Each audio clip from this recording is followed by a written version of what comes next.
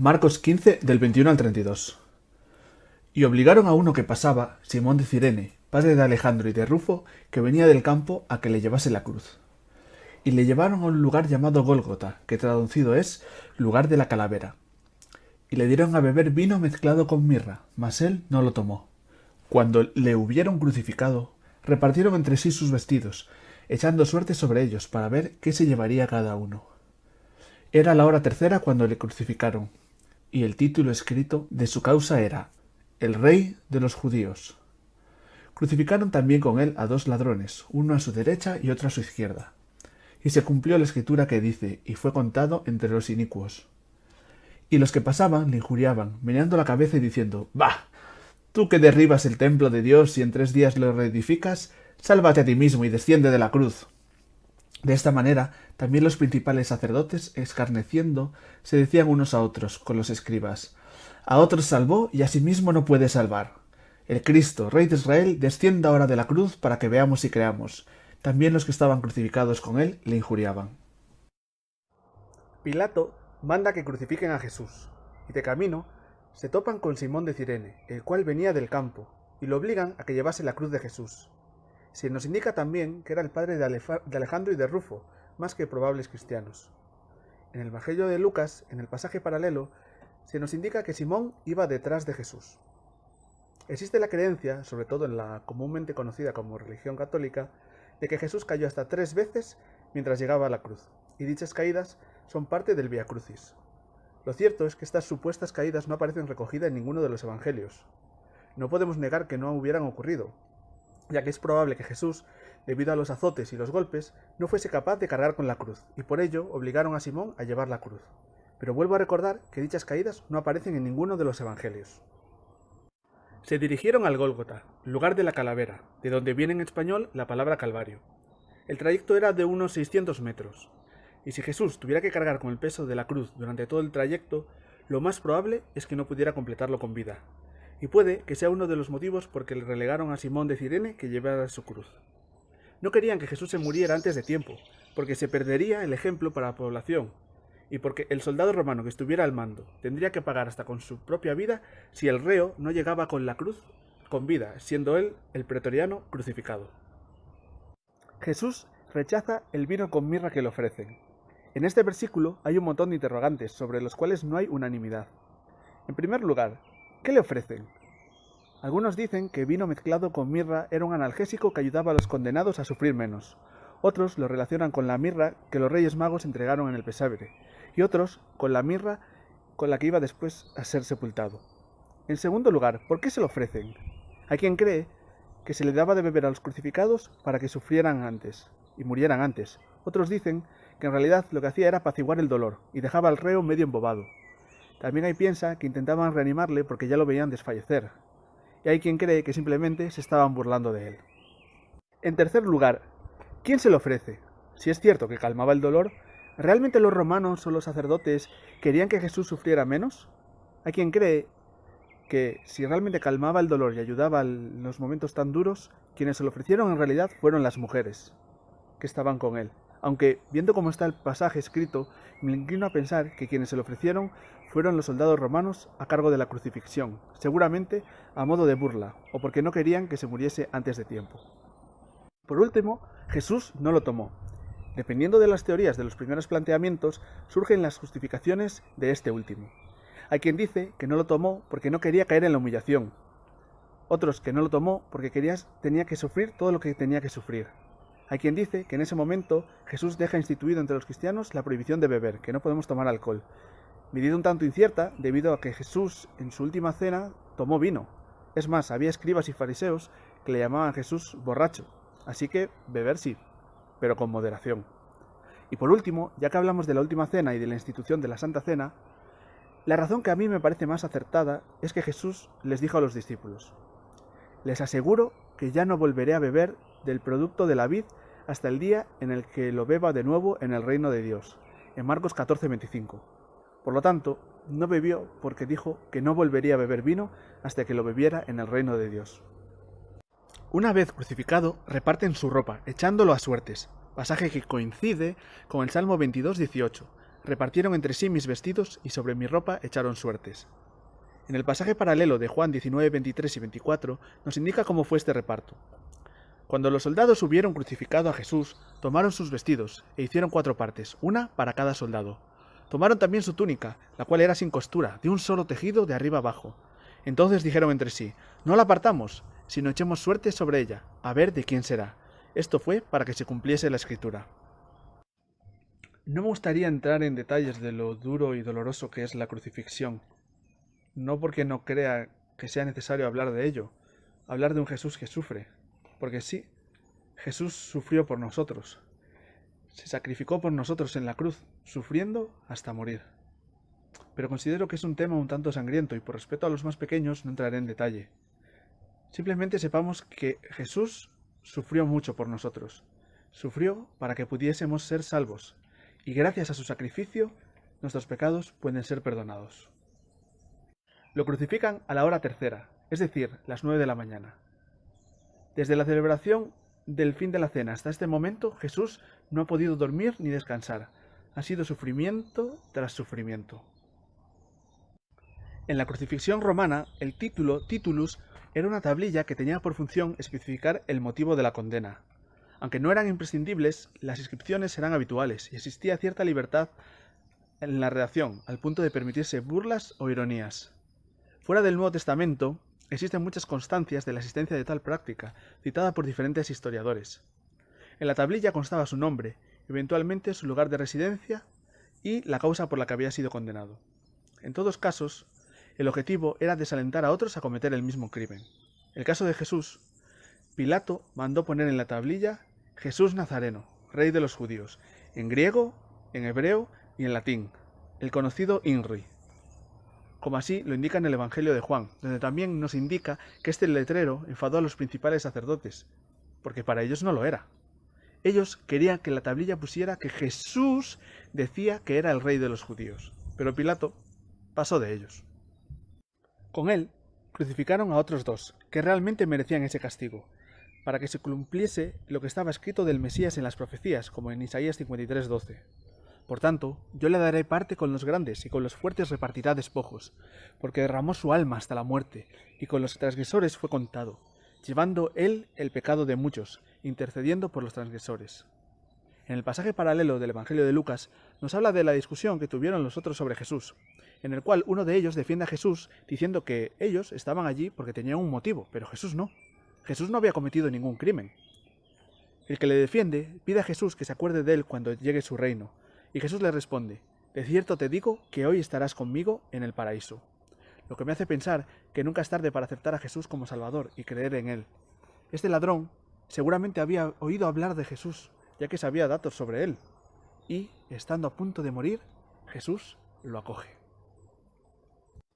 La gente que pasaba por allí, aquella gente que seguramente le aplaudieron cuando Jesús estaba entrando en Jerusalén, le insulta, le injuria y le increpa.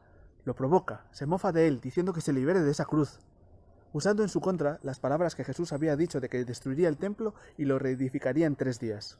Claro, ellos no sabían que se refería a sí mismo. También los principales sacerdotes y los escribas lo insultan, se burlan, diciendo que había salvado a otros, pero que a sí mismo no podía salvarse, que tenía que librarse de aquella cruz para que creyeran en él realmente. Fue insultado por muchos sin razón. ¿Acaso no tenía poder Jesús para poder librarse de la cruz y cerrarle la bocaza a esos fariseos que no se daban cuenta de que el que tenían delante era el Mesías del que tanto habían estudiado y tanto habían esperado? ¿No podía acaso bajar y darles una lección? Seguramente podría hacerlo, pero Jesús tenía que cumplir la voluntad del Padre, porque ¿de qué le servía que aquellos hipócritas creyeran en él? Y aunque lo hiciera, seguramente tampoco lo creerían. Era necesario que Jesús cumpliera con la voluntad del Padre. Era necesario que muriera, para que tú y yo pudiésemos ser salvos. Era necesario que Él padeciera injustamente, sin merecerlo, por ti y por mí, para que pudiéramos acercarnos a Dios, para que pudiéramos ser llamados hijos suyos. Sufrió lo que tendríamos que haber sufrido nosotros, y lo hizo por amor, porque nos quiere y no quiere que nos perdamos.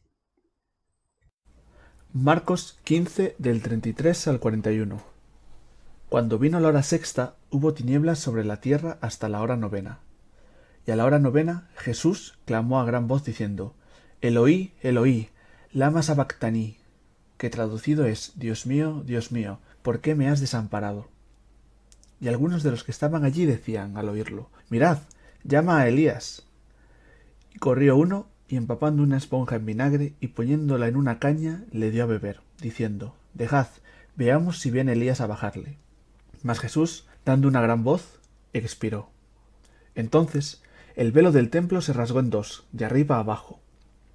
Y el centurión que estaba frente a él, viendo que después de clamar había expirado así, dijo: Verdaderamente este hombre era hijo de Dios. También algunas mujeres, mirando de lejos, entre las cuales estaban María Magdalena, María la madre de Jacobo el menor y de José, y Salomé, quienes, cuando él estaba en Galilea, le seguían y le servían, y otras muchas que habían subido con él a Jerusalén. Llegan las 12 del mediodía, y de repente todo queda a oscuras hasta las 3 de la tarde. ¿Cómo puede ser que el sol, en su punto más alto, cuando más brille, deje de brillar durante 3 horas? Yo no lo sé. No sé qué explicación científica puede haber. ¿Un eclipse? ¿Una tormenta de arena? No lo sé. ¿Y por qué ocurre? Seguramente sea la antesala de lo que estaba por venir. La luz desaparece por completo. Todo queda en oscuridad. Todo queda en silencio. El propio universo se desestabiliza cuando el Hijo de Dios está a punto de morir. La propia naturaleza se desequilibra. Lo que está pasando era algo incomprensible, algo que no podemos asimilar realmente. Llegan las 3 de la tarde y Jesús clama a Dios, preguntándose por qué lo ha abandonado. ¿Cómo Jesús, siendo Dios, puede clamar a Dios? ¿Cómo puede Dios Padre abandonar a Dios Hijo? ¿Cómo pueden separarse? Personalmente, en este momento, sobrepasa todo mi entendimiento. Jesús está recitando el Salmo 22, en el cual se explica el padecimiento del Mesías. Jesús está cargando en este momento con todo el pecado de la humanidad en aquella cruz. Dios, que no puede estar en contacto con el pecado, entonces, entiendo yo, abandona momentáneamente a Jesús para que pueda pagar todos nuestros pecados. Y este debió ser el mayor dolor que sufrió Jesús. No el abandono de sus discípulos, no los insultos ni los golpes, ser separado del Padre, con quien tenía un vínculo tan íntimo. Jesús tomó sobre sí la ira justa de Dios por causa de nuestros pecados, y lo hizo voluntariamente, por amor a nosotros, y sufrió hasta el final, el aparente final, porque al igual que ocurre con el Salmo 22, que acaba con un canto de alabanza y de victoria, la muerte de Jesús, a pesar de tanto sufrimiento, termina con Jesús resucitado y con nuestra salvación al alcance de nuestra mano. Los que estaban por allí no tenían ni idea de lo que estaba pasando. Creían que estaba logrando su victoria. Por fin Jesús iba a morir y ellos saldrían aparentemente vencedores. Se equivocaron creyendo que estaba llamando a Elías por la similitud de palabras. Y el vinagre que le ofrecen no es realmente vinagre, sino que según varios estudiosos es una especie de vino picado mezclado con agua y algunas especias, denominado posca. Al ser barato, era la bebida que solían beber los ejércitos de los soldados romanos. En el Evangelio de Juan indica que sí bebió, pero en los otros no lo indica. Llega el momento crucial. Jesús decide entregar su espíritu. Me inclino a pensar lo que muchos estudiosos defienden, que Jesús no murió porque los órganos de su cuerpo decidieran dejar de funcionar, no murió por el efecto de la tortura y la crucifixión, porque él no sufrió la muerte ordinaria de un crucificado, quien, ya agotado y totalmente debilitado, habría sido incapaz de hablar. Él entregó su espíritu de forma voluntaria y repentina. Afirman que fue Jesús mismo quien decidió cuando había llegado su hora. Y la gran voz que da es realmente un grito de victoria sobre el pecado del mundo. Jesús había pagado por todos nosotros, y lo que ocurre es simplemente increíble. El velo del templo es rasgado de arriba a abajo. El velo que separaba el lugar santo del lugar santísimo, aquel que solo el sumo sacerdote tenía permitido pasar una vez al año para entrar en la presencia de Dios por todo Israel y hacer expiación por sus pecados. El lugar donde residía la presencia de Dios. La separación entre Dios y el hombre es rasgada en el momento en el que muere Jesús, para que todos tengamos acceso a la presencia de Dios, para que Dios no more en templos hechos de manos humanas y nosotros podamos acercarnos a Él. Es curioso que el velo es rasgado de arriba a abajo, ya que si fuera de otra manera, se sospecharía que alguien lo hiciese con sus propias manos. Aunque según el historiador judío Josefo, el velo era tan pesado que si caballos hubieran tirado de cada lado no hubieran podido partirlo, ya que tenía un espesor de 10 centímetros. Pero no, el velo se rasgó, y de arriba a abajo, Dios mismo confirmando que el sacrificio de Jesús era eficaz, para que tengamos acceso a Él gracias a la muerte de Jesús, quien nos da este privilegio. Sin Él no sería posible. Y ahora tenemos un nuevo camino, un nuevo pacto. Jesús es ese camino y ese nuevo pacto, y es tan sencillo como creer en Él. Creer en lo que Jesús hizo por nosotros, por amor. El plan de salvación de Dios se cumple en Jesús. Aquello que nos separó del Dios desde que Adán y Eva tomaron del fruto, gracias a Jesús, ya no nos separa más. Siempre y cuando creamos en Jesús como nuestro Señor y Salvador, aquel que nos salvó de una muerte eterna. El Evangelio de Mateo nos narra una serie de consecuencias que ocurren cuando Jesús muere. La tierra tiembla, las rocas se parten, los sepulcros se abren y muchos cuerpos de santos que habían muerto volvieron a vivir. Está claro que aquello que acababa de ocurrir no era normal. Allí había pasado algo realmente gordo, y el centurión no lo duda. Después de ver todo lo que ha ocurrido, después de ver cómo había expirado Jesús después de clamar a Dios, no dudan en afirmar que Jesús verdaderamente era el Hijo de Dios. Y lo era. Y lo es. Tan solo el Hijo de Dios es capaz de hacer lo que Jesús había hecho, tanto en su vida como con sus discípulos, como en la cruz y en su muerte. Si no fuera el Hijo de Dios, su muerte habría sido una muerte más, sus enseñanzas unas enseñanzas más. Pero no fue así. Jesús es el Hijo de Dios, aquel que dio su vida para que pudiéramos ser salvos, aquel que vino a este mundo para rescatarnos. Finaliza el pasaje indicándonos que había un grupo de mujeres que habían venido a ver a Jesús. María Magdalena, la cual Jesús había salvado de la dilapidación, María, la madre de Jacobo el menor y de José, y Salomé, la mujer de Zebedeo, es decir, la madre de los discípulos Jacobo y Juan. Juan nos indica que también estaba la madre de Jesús en la escena.